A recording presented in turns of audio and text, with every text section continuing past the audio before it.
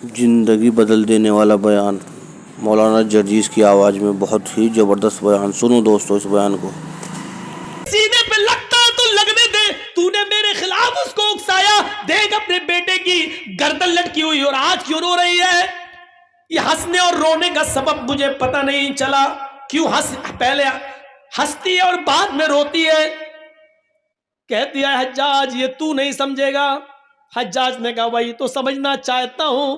آیا اسما جا رہی ہے تو جا اپنے بیٹے کے، یہ بیٹے کی گردن اس کی باڈی تیرے گھر پہنچا دی جائے گی، جنازہ ونازہ پڑھ کر اس کو دفنا دیا جائے. لیکن ہنسنے اور رونے کی وجہ بتا. تو یہی اسما ہے جو ہنسنے کی وجہ بتاتی ہے کہ اے حجاج اپنے بیٹے کی خوش قسمتی پہ ہنس رہی ہوں، اور روئی اس لیے کہ وہ میری بدقسمتی ہے، اپنی بدقسمتی پہ رو رہی ہوں. حجاج نے کہا تیرے بیٹے کی خوش قسمتی کیا ہے؟ اس کی گردن تو کٹ گئی اور تو خوش قسمتی کہہ رہی ہے، اور تیری بدقسمتی کیا ہے جو تو رو رہی ہے؟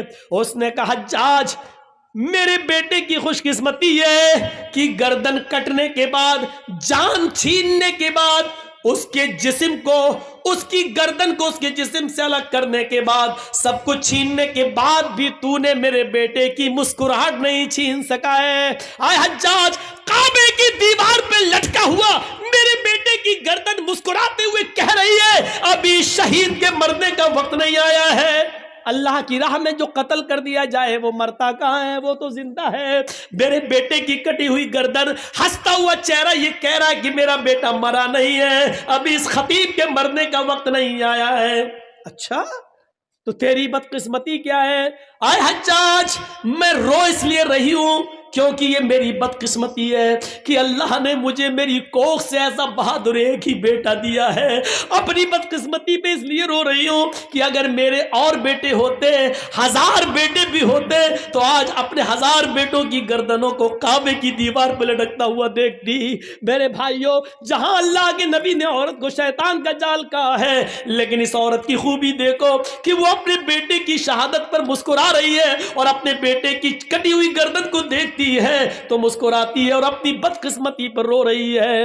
ان عورتوں نے ایک نمایاں کارنامہ ادا کیا ہے، اپنے بیٹوں کو بہادر بنانے کا کارنامہ ادا کیا ہے.